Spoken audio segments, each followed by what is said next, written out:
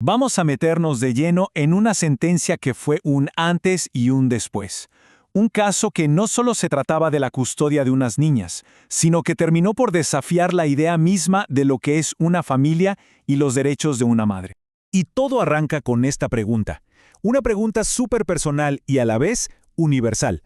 Fue la pregunta que forzó a los tribunales a mirar de frente sus propios prejuicios y a repensar qué significan realmente los derechos humanos.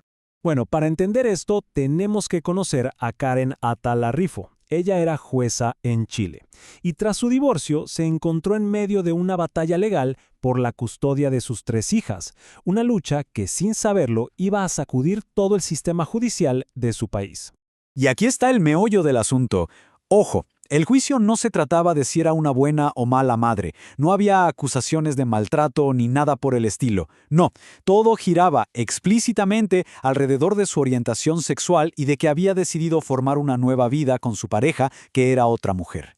Claro, esto no se quedó ahí.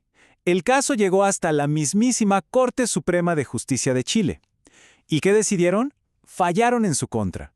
Le quitaron la custodia. Pero lo más revelador es ver cómo justificaron una decisión pero tan drástica.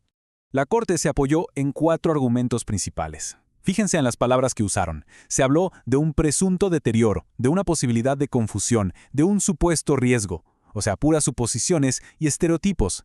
Ninguno de estos puntos se basaba en daños reales, en algo que se pudiera probar. Pero para Karen Atala, la decisión de la Corte de su país no iba a ser el final de la historia, ni de lejos. Era el comienzo de una nueva pelea, solo que ahora se iba a librar en un escenario mucho más grande, un escenario internacional. Llevó su caso a la Corte Interamericana de Derechos Humanos. Pensemos en esta corte como la última instancia, el árbitro final para la protección de los derechos humanos en todo el continente americano. Es básicamente a donde vas cuando sientes que en tu país ya no hay justicia posible.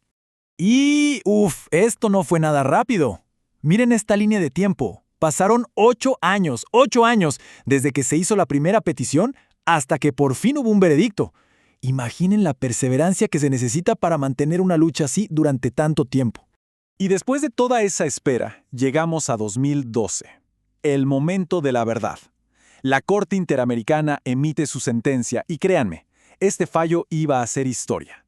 Ahora vamos a ver cómo fueron desarmando pieza por pieza los argumentos de la Corte chilena. Lo primero que la Corte pone sobre la mesa es el principio de igualdad, pero no como un principio más, sino que lo eleva a la categoría de jus cogens. ¿Qué significa eso en español simple? Que es una ley suprema, una regla de oro que ningún país puede ignorar o negociar. Es, digamos, inquebrantable.